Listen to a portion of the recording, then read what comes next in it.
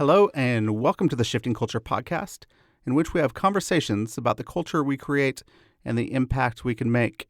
I'm your host, Joshua Johnson. You can go to shiftingculturepodcast.com to interact or donate. If you're really enjoying this podcast, please let others know about it and go to Apple Podcasts and leave a rating or review. That will really help others be able to find this podcast. Well, today we have a great episode with John Arndt. John is a coach and spiritual director and a friend. And in this conversation, he helps us all figure out our posture in our interactions with others and how we can attend to the presence of Jesus as we are with others. It's a fantastic conversation. I hope you enjoy it as much as I did. John Arndt, thank you so much for coming on the podcast. I'm excited to have you here. I am excited to pod here with you. All right, let's Is that pod. a verb? Do people use that? I think some people do. I've never really liked it. What is a Feels pod, weird. right? You're casting this pod out, and I just, Yeah. What is it? I don't know. It is strange, the etymology of podcast. I mean, Yeah. Is it because people are normally in like soundproof booths and it's like they're in a pod while they're speaking to the world? That's possible. It could be. I'm not entirely sure. But I was listening to a podcast the other day, and the host was like, "Welcome to the pod." I was like, that doesn't work. I'm sorry. Yeah, I don't let's like not do that. Okay, I take it back. I'm excited to podcast here with you today. Whatever that means. That's good. As I look at you, and you've started to walk with a lot of people in coaching, spiritual direction, helping people find their calling. What are some of the principles, the things that you have found that really help people authentically live out their faith with Jesus in any sphere that they walk into? Wow. Just going for the jugular right at the beginning. Going for the jugular. I was like, let's just jump in. I love it. I think I'm to quote our mutual friend Liam Burns, to the man with a hammer in his hand, everything looks like a nail. Yeah. I feel like I just finished rereading Henri Nouwen's The Wounded Healer, and was just impressed again with his articulation of we're usually responding to the world's needs and God's direction out of a place where we've been wounded or have spent time in suffering in. And I feel like so this has been in my head lately, this idea of what does that mean? Mm-hmm. I think I grew up with an amazing family, but because of my own issues, I felt like I wasn't given enough space to really be me. Yeah. Not because of boundaries that the world, that my family's put on me, but just in interior journey. And so I'm backing way up here from me. You started with a great question, but I'm backing way up. No, that's good. I feel like this trajectory is helpful for people. I feel as though, I was reflecting recently on who growing up spoke to those wounds and needs that I had as a teenager and kind of growing as a Christian man. And I don't think anyone did. I don't think anyone asked me about my family system and asked me about how is my relationship with the Lord affected by my relationship with my siblings or my sense of identity. I think it was just sort of, there was so much emphasis being placed on personal responsibility, individual salvation by individual and personal relationship with Jesus, which is awesome. But it also you find that, as you walk that out later on in life, did you find a difference between American Christianity and people asking those individual questions? And then as you went to South Africa and entered into the rest of the world, did they ask different types of questions and think about community and family differently in their spiritual journey? I would say that they maybe didn't maybe ask the kinds of questions that, it wasn't that they facilitated a discipleship process that helped me better. Yeah. I think it was that they started off with a different premise. And so I had to adjust and realize my way of thinking, where I'm the center of everything, is pretty American individualized. Yep. So to unravel that and go, I'm born into a family, and all these scriptures are written like to a church, and most of the yous that Paul uses are plural, and like all of that stuff I had to catch up with like way later. And I don't think that there was a lot of people in South Africa or other nations I dealt with, Swiss, Germany, French, and there's so many nationalities I was engaging with. I don't think that they were necessarily provoking me as much as they were living a different idea of what it means to be a follower of Jesus in the family. So you go, oh, like this Xhosa and Zulu people are living from the values of Ubuntu. I am because we are. I grew up, with Descartes. I am because they're, because I think therefore I am. It's all about me and what happens in my head. And they're like, it's all here, like because of family, because of tribe, because of community. And so I think, so I would just say, I don't know that it was that I was provoked like by specific questions or someone trying to help shape my thoughts on that in those cultures. It was more watching them embody a familial expression of faith and expression of life, and realizing, man, I get annoyed if I make an hour appointment with someone and it's an hour and 10 and I've got to go do other things. I'm American. Like, I've got things on my plate. And they're like, hey, we said we'd hang out today. So in their head, that's like, let's hang out as long as the day is long. Like we're going to be, and so just like that kind of collision of culture where you go to someone's house for a barbecue as an American, you're like, okay, I got 2 hours in me. And in South Africa, they're like, this will be a 10-hour experience, there's no time frame, there's no limit to that. We're just community together.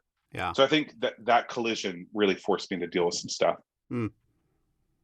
Let's go back as you're growing up and you're speaking, having people speak into your life. And you're talking about the wounded warrior, that they weren't speaking into your wounds or the places that you were yearning for. I think it was, I think what stands out to me is that people often are just assuming that everyone around you, like, it's between you and the Lord, and maybe I can insert some data, I can insert some thoughts that will help you learn and grow and get better with what you're doing on the inside of you. And it's almost like plugging money into, the image that I have in my mind is almost plugging money into a jukebox. Like, I'm going to add something in there and then it's going to go well for you because you're going to follow my advice. You're going to do this. And so my problems, I had a lot of behavioral issues, not a lot, but a fair amount growing up. And they weren't wounds that were explored in Christian community. They were problems that I had with authority, or problems that I had with my behavior. And so that, automatically instead of it being an area that I might've been wounded in and was reacting out of, it was wrong behavior that is attached to my identity. And so I spent most of my life not realizing that was what's happening inside of me. And then after some really chaotic years in university and college, I went and met with this person in Kansas City. Can't even remember his name. I want to say it was Marcus something, but he did a ministry called Theophostic Prayer. And it was Marcus. Marcus. He is now on our pastoral care team at All Nations Kansas City. So yes, I do know Marcus. He's amazing. So I sat in his office, and I want to say it was like kind of close to Lee's Summit, somewhere around there. But I sat very wounded, very afraid of what God would bring up about the bad choices. All I was told is this ministry was like, he would ask a question, and then we'd both be quiet, and we'd see what God would bring up on the inside of me, and I would respond out of that. And so I'm like, just kind of nervous. I'm like, well, first of all, what if God doesn't say anything? Yeah. And then second, like, what if, like, do I really want to sit with the stranger and just have God bring up all the worst parts of me, and I have to just talk about it? So I sat down, and in the first session, he just said, "You seem nervous." I was like, "Yeah, I am." He said, "What are you nervous about?" And I said, "Well, I mean, what if God doesn't say anything? Are we just going to sit here and look at each other?" And he said, "Let's ask God about that. Why don't you, like, Lord, what will happen if you don't say anything to John?" And we got quiet, and immediately some things were happening on the inside. And from that moment on, for, I don't even know how often we met. It was probably 6 or 7 times, but it was just such a gentle, helpful way to help me interact with the Lord, use, in this safe space where this very gentle, mild-mannered, I assume he's like this because this is what he was like in our session. That's exactly what just he's like. Gentle, mild-mannered, pastorally oriented person, did not try to fix me, did not express shock at any of the things I talked about, did not try to, when I would say something like, "Well, my sister's the apple of my father's eye," he wouldn't be like, "Well, you know what the Bible says." Like, he didn't try to rush in to, like, correct theology. He would just gently ask me to interact with the Lord about what I was saying. And it was amazing. And so, even now, I guess this is probably 18 years after this point with him, maybe 15, 18 years. I feel like so much of the ways that I'm interacting with people are through the lens of, how do I help people have space in which they can reflect on what they're feeling and thinking, and then are getting a chance to process with the Lord about that places where they've been wounded, and not rush to go, "Oh, we got to heal them." Like, that's the impulse, is the American microwave generation. You got a problem, let's fix it. Like, okay, yeah, but, like, also, what is your suffering teaching about you and about yourself, and what does it mean about the world you're in? And so to me, I feel like, I don't quite remember the exact wording of your original question, but but my response to whatever beautiful question that was is, it was a good one, like, John. the approach that I feel like this approach that I have been engaging in with spiritual direction and coaching is really rooted in what transformed me in those moments with Marcus. And and I started in a vacuum while I was living in South Africa. There was all these missionaries in the field who these workers were in really difficult spaces in difficult countries, difficult cultural assimilation stuff going on, team conflict, family meltdown, all this stuff, vision, tension around vision and mission and purpose. And I realized they didn't need my advice. They didn't need my strategy, which I love to offer both to anyone who wants it, whether they care to or not. I just realized they just need someone asking questions that will help them process stuff. So that, I feel like it was out of that woundedness that God met me in through Marcus that really led me to where I am today. If you're thinking of, like, what do missionaries need? They don't need more tasks in front of them. They don't need more strategy. They don't need more vision. They're going after it. I mean, they're apostolic by nature. They're going to go and they're going to, like, establish something very quickly, do the work. They're workers. They need to learn how to be and to be with Jesus. Are there any helpful strategies that you've found or ways that we can learn how to be with Jesus in the everyday, and not, as opposed to working for Jesus, which seems totally different to me? The two ways of doing life with Jesus, that seems different, and one doesn't seem as helpful than the other, in my opinion.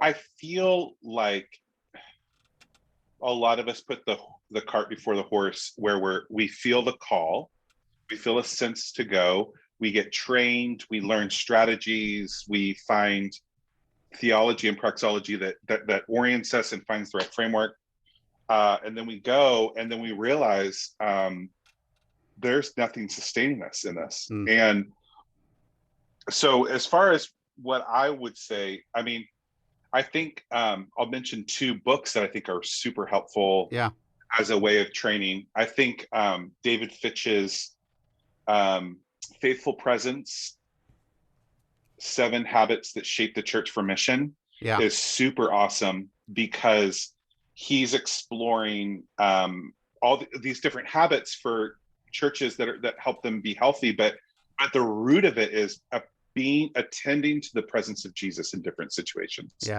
It's not how can I be better at sharing the gospel or holding a church service. The goal is not excellence in that. The goal is attending to the presence of God with you, and not just you individually, but as a group. And I think that was a monumental paradigm shift for me to realize, especially going from the missional world of like trying to start house churches in the, the Arab world, in Africa and Asia, and then moving back to the States to go, what does it look like here? He was one of the few people I've read that I was truly inspired to go, wow, the types of things his church is living out, I think really land well in this culture. And they're all centered around presence, which is helpful theology. It's not, can we do more for the Lord? It's, let's attend to his presence. Let's orient ourselves towards this person.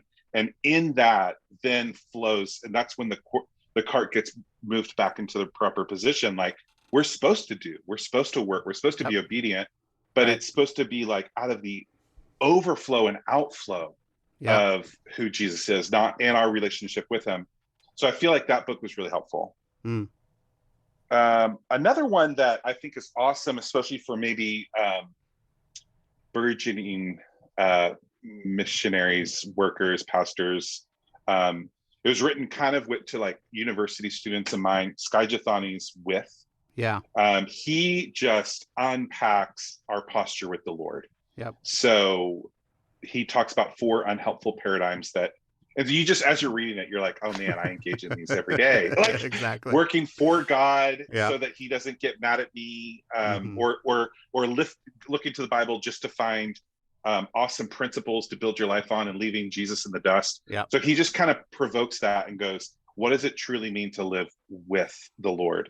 And which is the heart of the gospel, is that God put on skin and like templed with us. Like he brought presence to us, and then was like, hey, this is awesome. I'm a king, I'm here on earth. But more than that, I actually think it's so much better if I actually go and send my spirit so that every living person has the opportunity to abide with me and be filled by presence. So I feel like that book, both of those books from very different angles, just kind of point your idea towards what does it mean to be with Jesus. And I feel like there's other practices that I would probably mention besides those 2 books as resources. I feel as though using Lectio Divina, people can Google that and kind of see how to do that, but it's just basically divine reading. You read a passage of scripture and you're just wanting to fill your imagination with what's going on in the moment. So looking at a moment where Jesus is interacting with disciples, and instead of just leaving that as scriptures that are like helpful to guide our actions today, to actually try to tend the presence of Jesus in that moment as we read about his life, to go, when Jesus walks up to the scene where Lazarus is dead and Mary and Martha are grieving, like what was he experiencing? What was happening to him? As they each came out and both told him, Lord, where were you? You could have prevented this. What did he feel? What was he experiencing? What were his disciples feeling, knowing that he delayed and watching his best friends be grieved? So I feel like tapping into kind of the humanity of God in Jesus is really helpful to help us abide, because we usually turn to scriptures for either like, I got to memorize things to protect me or bless me, or we look at it as awesome principles to discern new strategies of touching other people's lives or fixing my children or whatever. And often we miss the person that the pages are describing. And so I feel like Lectio Divina, just the way of like chewing the fat on an interaction that Jesus, the person, has with someone, transforms. I think that act alone, if everyone listening to the podcast just chose one parable, or not even a parable, but one moment where Jesus is interacting with the blind beggar or the man at Bethsaida who's sick, or the guy who was lowered in town, and then just read that every day for 20 days and just said, God, show me who you are in this passage. And spent time throughout the day returning to it in the middle of their work, making a meal with their family, talking about it with their children. I guarantee you their life would change because they would be just seeing the presence of Jesus. So I feel like that would be a bit, that would be another encouragement.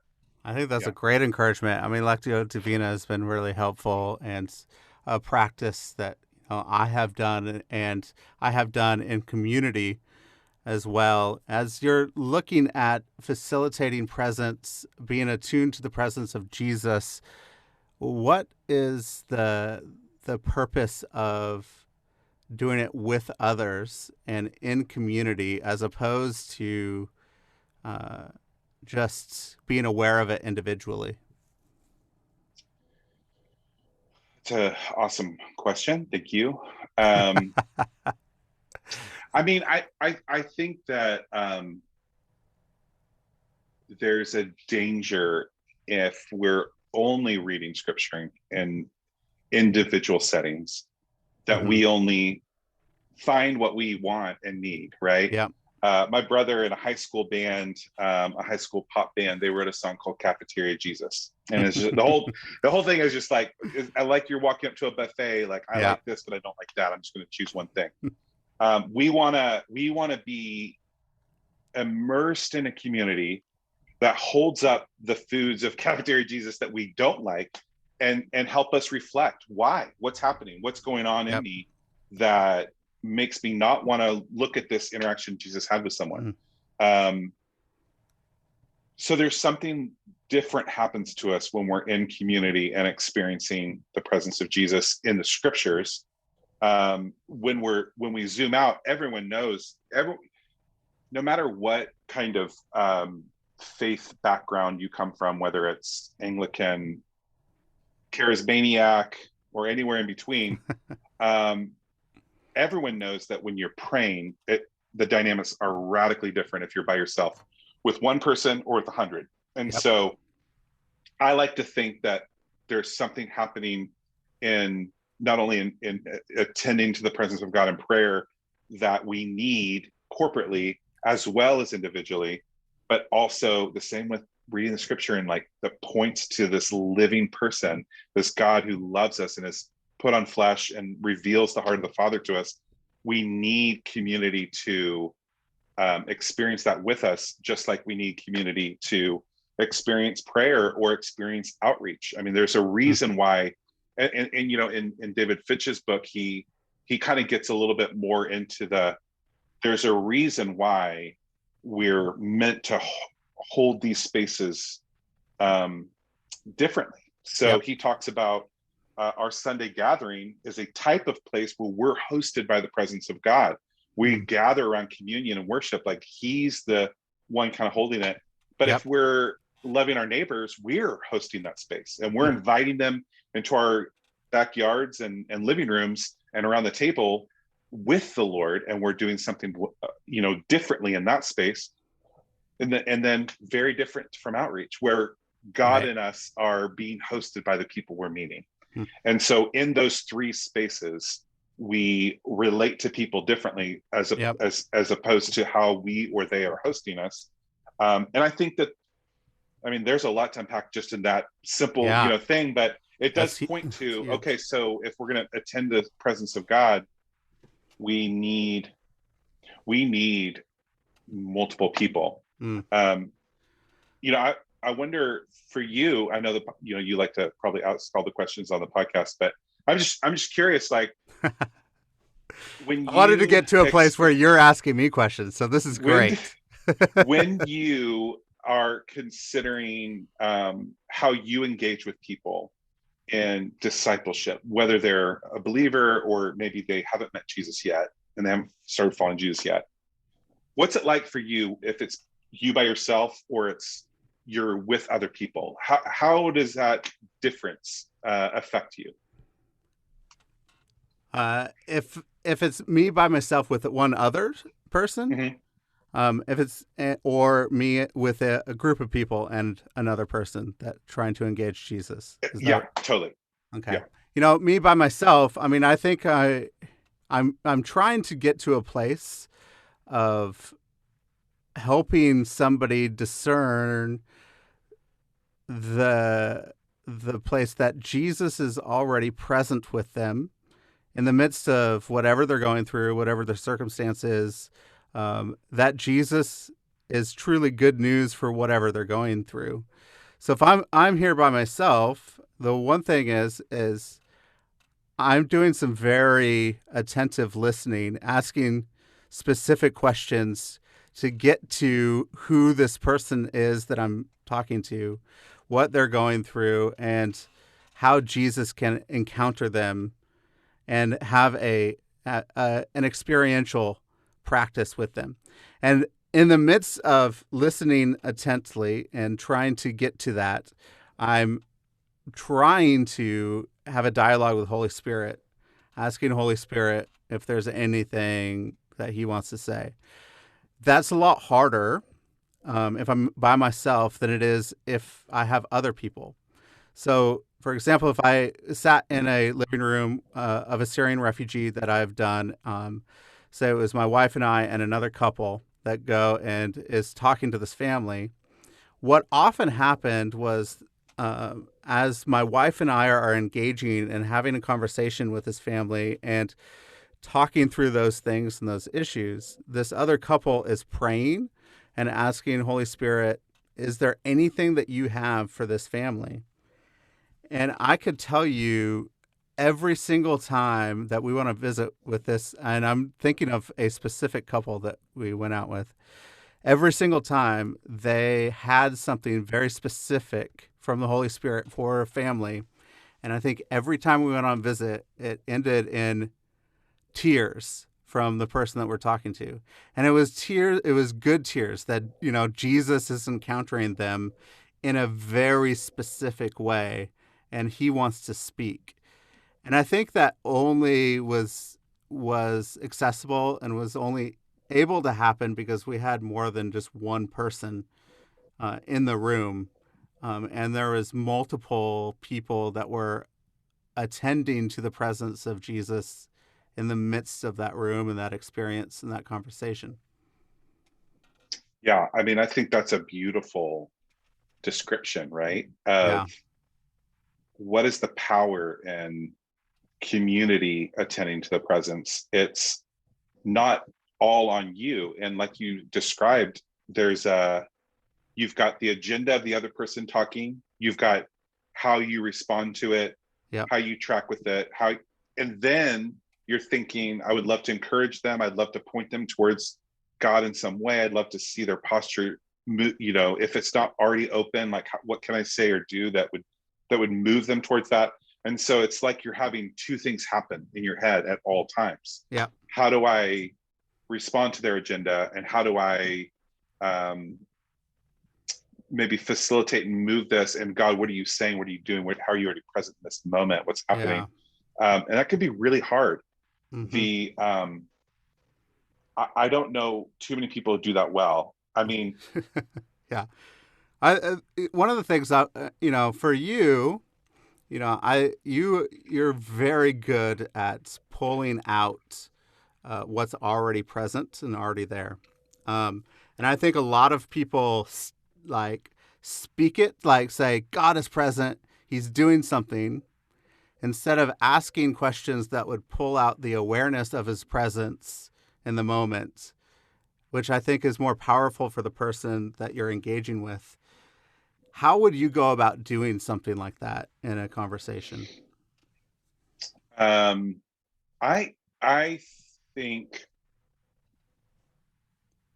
one helpful practice is to always try to take a step back to get wider perspective. So if I meet someone at the grocery store and they're sharing about their family, and maybe they're, someone has COVID and they're nervous, you might stumble into a conversation. It can be easy to kind of just reflect back. What do I know? Yep. So, oh yeah, my uncle got COVID, or yes, I know that fear. I have a son who hasn't been vaccinated. So I know, so it could be easy to reflect back. What do we know? But I think there's something where you can kind of engage with kind of holy curiosity to go, what else is going on? And so, so in those moments, it can be easy to reflect back when someone's describing some anxiety they have, a family member has COVID. Wow, you really care for family. Like family means a lot to you. And that's not even a question, but just the mirroring back of hearing their desire gives them a chance to go, yeah, I do. Wow, I really care about family. And I'm experiencing stress and fear and anxiety around what's happening here. It helps you tap into people's desire a bit. And so it's not just that I have to have the agenda that I bring to the moment, but I can help them unpack what is bubbling under the surface, where they want to talk about something, but they don't know how to get there. They don't have thoughtful moments with people that help them get there. So I feel like mirroring back what you're hearing often helps people. I feel like having holy curiosity, not to satisfy my itch to know more about them, but to go, what is it like to live in a pandemic where you care about family and you don't get to see them very often? So all of a sudden I put it back into their shoes to say, tell me more about what you love and how hard that is. And then they get to open up, and you get a chance to minister to that pain and that frustration and that hope for more. And then you get to add your hope to them. I hope you get to experience your family in deeper ways. I hope that and so all of a sudden the conversation can shift from someone sharing something about their circumstance and me trying to relate to it. I've stopped trying that very much. I mean, I still do sometimes, but I try to shift towards help them get more perspective about what they're seeing, thinking, and feeling. That's so helpful in the midst of a place where we're at in America at the moment, where we're so polarized, and it's more about, trying to get your own viewpoint across, and like everybody is a nail because we have a hammer and we're trying to hammer everything in to other people. And nobody's going to listen. Nobody listens to each other. And now it just is noise, right? So it's such a helpful thing to strip away the noise, to get to the heart of what is happening in the moment, so that we could have a fruitful conversation and not just a conversation that's at odds and everybody's afraid to engage from the beginning. Yeah. Yes, it is really helpful. I think the hard part is that most of us have a pressure. Most of us sense an inner pressure we place on ourselves to correct people who believe the wrong things. And so whether it's politically or religiously, or maybe about how they're raising their children, or what choices they make about school, it doesn't have to be just politics or religion, but most of us will feel responsible. If I hear you say something that I disagree with, most of us have this pressure that makes us want to correct, or at least go, maybe I won't correct you and teach you something in this moment, but at least I'll let you know I don't agree. At least I'll let you know that there's something wrong with that. And it relieves an internal pressure when we say that, right? So part of what I'm suggesting in this approach is you actually have to do some work to hold that space where I could hear I have conversations with friends that don't believe the same things, that Yep. don't believe in God, that have been wounded or by church, or might even have really intense emotions like hatred Yep. towards structures like church. And so I've had to be able to hold space where I can hear the strong emotions around an institution that I'm often associated with, and not react defensively, because I hold that space to go, it's not about me and my relationship to church. They're talking about how they feel. And so to help in that moment, to give them space to share and talk, and to refuse to allow myself to chime in on what I believe or feel or think, on their issue. It does take work. Like it is exercising a muscle to go, okay, I'm not going to respond or react. I'm going to instead hear you out. I'm going to allow you. In fact, I'm not just going to listen to you. I'm going to ask you more questions to get at the desire. Because I guarantee you, my friends that have had those experiences care just as much about loving their neighbor as my friends who go to church. But they have experienced a type of church where that feels like hypocrisy, or that feels like, abuse or whatever it is. But they might have some of the same desires that Jesus not only displayed in his life, but calls us to live out. And so for me, to not allow myself to defend the institution, but hold the space, hear them out, affirm the desire. Man, you love family. You don't need a religious family to tell you how to love. That's awesome. And then the more I do that, the more space there is for me to share about my own beliefs. But I don't have to lead the way with it. I can let them, if that makes sense, Do you to think give someone space. Yeah. That this inner pressure that we feel to correct one another, to be right, and that's our pressure. Is like we either know we're right, or we want to be right. We want to make sure other people are right and have correct thinking. Adam and Eve went to the knowledge of the tree of knowledge of good and evil. Mm-hmm. That seems to me a place where, in that fall, that we now have the knowledge of good and evil, which I guess we weren't supposed to have. We take that and try to instill this correctness and this correct belief on other people. And do you think that is a product of the fall? And if so, what other ways can we go about going back to our original creation intent to walk with God in the garden in the evening? Yeah, I think there's a lot about that story that I couldn't say I totally understand.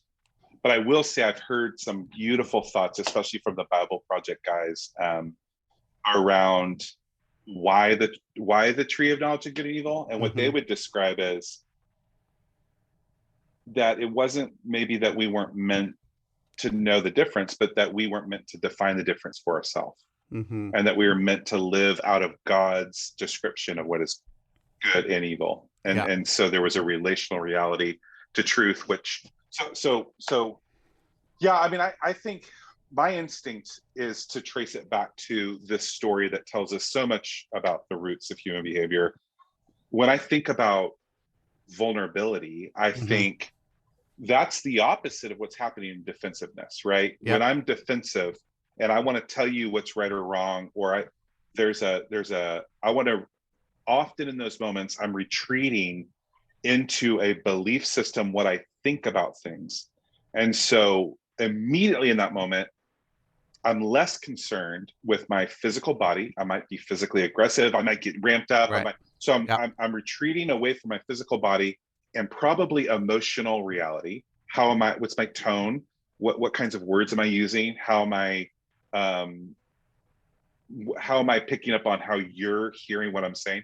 I'm probably retreating from those, and I'm retreating into my thoughts towards how I think about these things. because I'm threatened in that Right. moment. I'm threatened with the idea that I might let you walk away from me with false thinking, and I'm on the line for that. I'm going to be held accountable to that. So it's my responsibility if I interact with you and you say something I don't agree with, for me to change your mind. And so I think that's a lot of it is I'm retreating away from vulnerability in that moment. And I'm doubling down on really a Greek Platonic way of sharing the gospel, which is ideas are the most important thing here. Yeah. And truth is the most important thing. Some truth that's on the outside of you and me that I can cling to and say, you need to believe this, is actually the most important thing here. And Jesus has a different definition of truth because he calls himself the truth. He's not an abstract idea. He's a person. He's the embodiment of God and man together. And so he would draw our attention away from a principle that I say is more important than the way you and I are relating. He would actually he would say that you're not actually loving your enemy. You're not living love in that moment. You're hiding behind lofty ideas.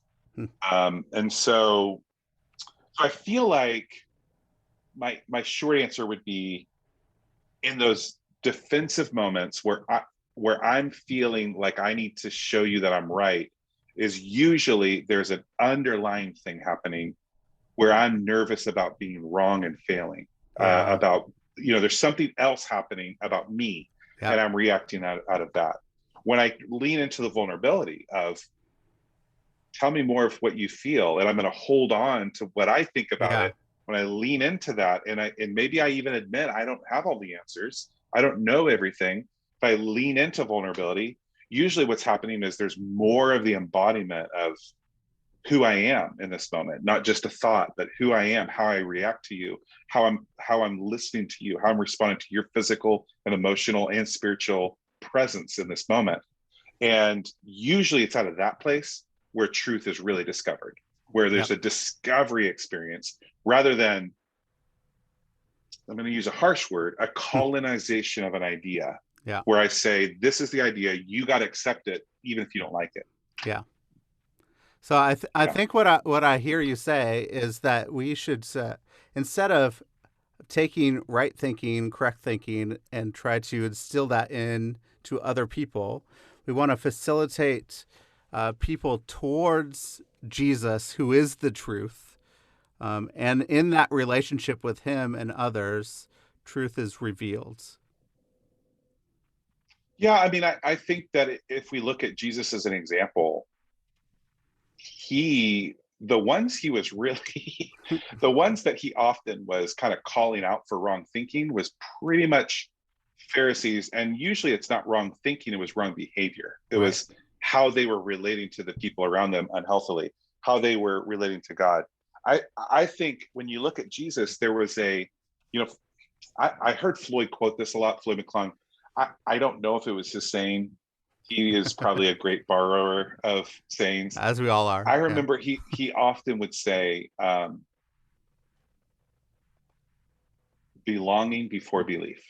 Is that what he would say? Belonging before belief. I think so. And his idea was, as you extend a loving approach to others, as you are helping someone know that they belong with you and they belong to the family you're inviting them into. Yeah, you belong here.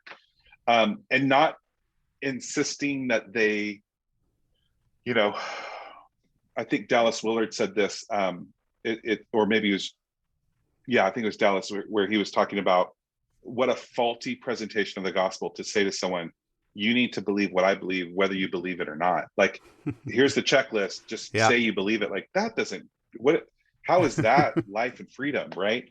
But to tell someone they belong, and then allow the fruit of their relationship with the living God to produce new character, new beliefs, and new ideas, new right thinking. That seems like sort of the path forward, right?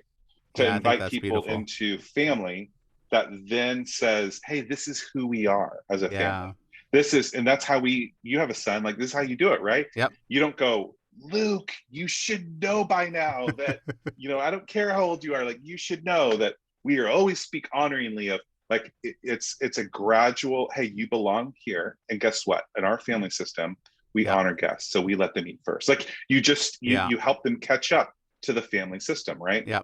So I think I that's think more of Luke the approach. is caught up. I mean, when we pray at night and we're praying for our family, he also has us pray for anybody that has been a guest in our home, because they're also family, because they've been in our house. They've been in our home together with our family. So I think it's already been caught. I never taught him that hey, guests are our That's family. awesome. They're part of us and they belong. But that's what he thinks and believes. And I think it's through, an experience with us. And, as we embody that ourselves, as Meredith and I embody that, Luke starts to live it out himself as well. And I think whatever we embody, others around us will start to live that. I just have a question about Bethany, your wife, as she went from being a very vibrant, upfront ministry leader to then, being sick and having to stay home, and because she was, fatigued and tired, exhausted, and being relegated to a, back of the house ministry of prayer Yeah. and engaging that. How did walking that journey for you affect your relationship with God? I mean, wow, that was a really big one. I I know. That's think, why I was like, well, maybe we don't want to get in that deep, but no, I'm it's happy an to. interesting question today. I'll be happy to talk about me. I don't feel comfortable talking about her relationship with the Lord Yep. because she's such a great communicator. I'll let her tell her story. Yep. But for me, it was huge. I mean, in the first year of our marriage, she deals with chronic pain, and I had to learn in the first year of marriage that how do I live in a natural state where I'm empathetic and caring and nurturing her in her need, and yet not allowing my emotional experience of the day to be in tandem with what she's going through. So how do I live where I can care, and yet I'm also free to have my own? So individuate, but also identify. And that was huge. And that, I think, set me on a road for the long haul. In just a couple of weeks, we'll celebrate 10 years of marriage. And it's been a lot, since 2014, it became really difficult for her to engage in ministry and public life in lots of ways. And so I feel as though I was in a unique position where I'm not suffering the pain, and yet I'm experiencing as a partner and as a spouse and as a, her, I love her. And so how does that affect me? And it's affected me in lots of ways. And I think having a healthier theology of suffering was a big deal for me. And I think somewhere around 2011 or 12, a couple of years into marriage, I began piecing together the tension of living where I expect and hope for spontaneous physical healing. I grew up as a charismaniac, so this is in my DNA. I meet someone and they're hurt. I'm gonna, hey, I know God loves to heal today. I've seen it. I remember praying for someone in Malawi in 2011 who had yellow fever, and then the next morning she was healed, and she told her village about it. So I've experienced this, and yet to live with that moment where I live each day as if Bethany can be healed, and then live with the reality where she wasn't yet today. So in that tension, I don't think it can not form someone. So I don't think it could not affect my relationship with the Lord. So I feel like it probably helped me produce more compassion for others around me who are living in their own experiences of longing and waiting. I think it helped me relate to God in more of a complex way, where it's not just binary. He doesn't heal or he heals, but okay, there's some other things I don't understand here. Just like with anyone, there's behavior you experience that you're like, it doesn't totally sync up with what I would expect you to do. So what I do with that. So I think it deepened my experience with the Lord. It really rooted me. There's really nothing like feeling helpless that roots you in the love of the Lord. I mean, I think that's why the Lord gave us these attachment experiences as children. Like Luke gazes up into Meredith's eyes and forms an attachment that gives him that sense of security and safety where he can explore, but he always knows mom's got my corner. I can always walk back in the room and she's right there. So when that happens to the Lord, where we attach to the Lord and gaze into his face and we experience him in our hearts and in the arms and hugs and love of the community around us, when that happens, we're rooted even in our helpless infant stages, and that does something to us. It gives us security. It gives us it tells us there's something that's valuable about us, even if we can't change the situation we're in. And so I feel like that being rooted in his love and attached to him in the helplessness of not being able to change her position, I think it really gave me some deep roots where I was in a missional culture that really was excited about outreach. And I would actively resist not the explicit invitation of the people around me, but the implicit expectations that like we spend 8 hours of our day out there in the community doing this, when I felt like actually God's calling me to care for the people doing that. And even though it was valuable to the people around me, it wasn't championed. And so what is it like to live in a ministry that's necessary and that's called by God, but isn't championed in the same way that this other flashier ministry is? What does that mean? And I think to not let that wreak havoc on your identity, you got to be rooted, and you got to be able to withstand some of that expectation stuff that you have to deal with. Well, that's beautiful, John. Thank you. So the two questions I like to ask at the end. Number one, if you could go back to your 21-year-old self, what advice would you give? Invest in Apple. Yes. Something deeper than that, I think I would say trust your instincts and come out of your shell. I think I often am slower to voice my desire because I'm trying to make room for other people.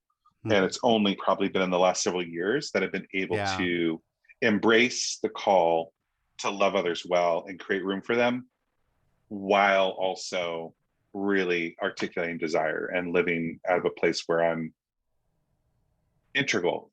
There's integrity of who I am, and I can speak my desire and not have to be like a suffering martyr or something. And so I think I would just say trust your instincts and speak your desire more.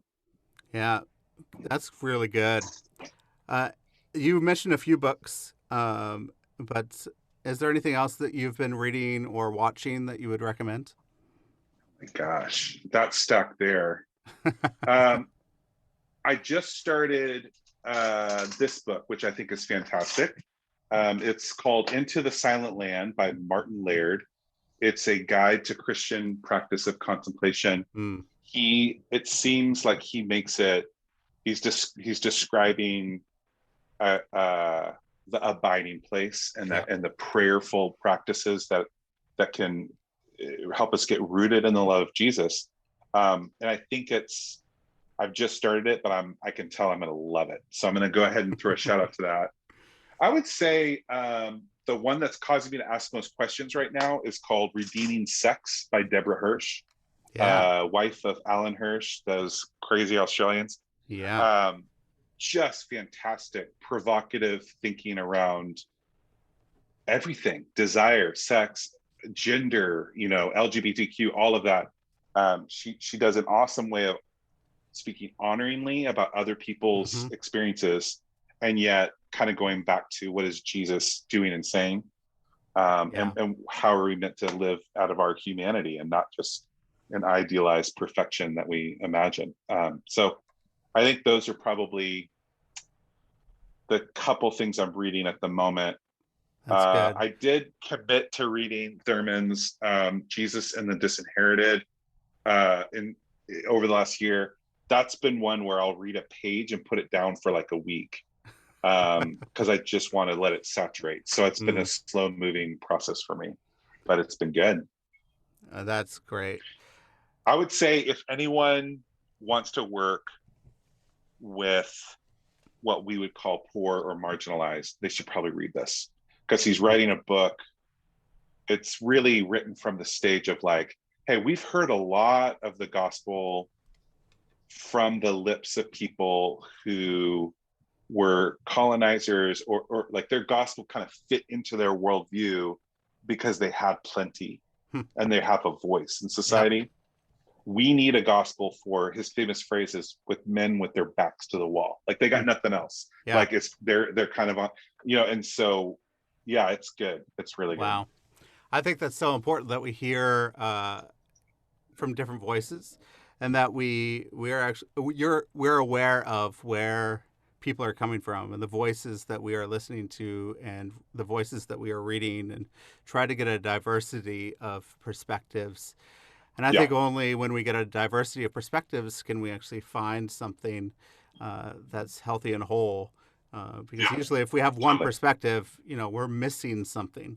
We just really missing something. So it's good. Really, really good. I remember, I'll just briefly, right before COVID, I went to New York and did some stuff with Alan Hirsch. And he brought a box of Deb's book, Redeeming Sex, to sell. He didn't bring any of his own books. He didn't do any of that. He was just promoting his wife and selling her books and making sure that he's getting his wife's book out there. So, which was really cool to see. That's that awesome. He was loving and championing his wife in the middle of whatever he was doing. So it was cool. That's awesome. Okay, so because you mentioned different voices, I'll mention one other book I'm reading, which is called Exodus, and it's like, I'll have to look this up. I'll send you a message so you can post it with the podcast. But it's basically a perspective of the women of Exodus, who are actually the saviors and redeemers. Have you heard of this book? I think I've heard of it. I haven't read it, but okay, it's beautiful. The idea is Moses was not the first one who was really God's provision of deliverance. It was the midwives that we see as the archetype. It's beautiful. It's a great book. That's awesome. And on my reading list that I just added last night, it's not out yet. It comes out in 2 weeks, but it's called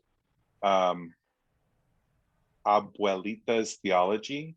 And it's these grandmothers in the Hispanic tradition who have embodied helpful theology that has shaped their culture and I'm excited to read that. So do you read, John? I don't know if you actually read. I try to have time for it. It's getting harder and harder to protect time for it, but it is. I do love it. If anybody wants to, as you heard John today, and if you've loved what he had to say, and his voice was soothing enough that you would want to engage with him in some spiritual direction or coaching, how could people find that? Yeah, they can go to, I work with a network called Integer Network. We do lots of coaching and stuff.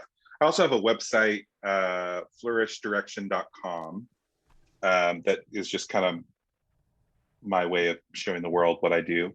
Yeah. So they can find emails to contact me on both of those, integrnetwork.com or flourishdirection.com. Great. So, well, John, it was a pleasure. It was such a great conversation. The problem is, we have a limited amount of time. I could talk to you all day. It's just a great conversation. You're easy to talk to. So thank you so much for engaging and being on today. Thanks, Josh. I really loved it. It was a lot of fun. I appreciate it.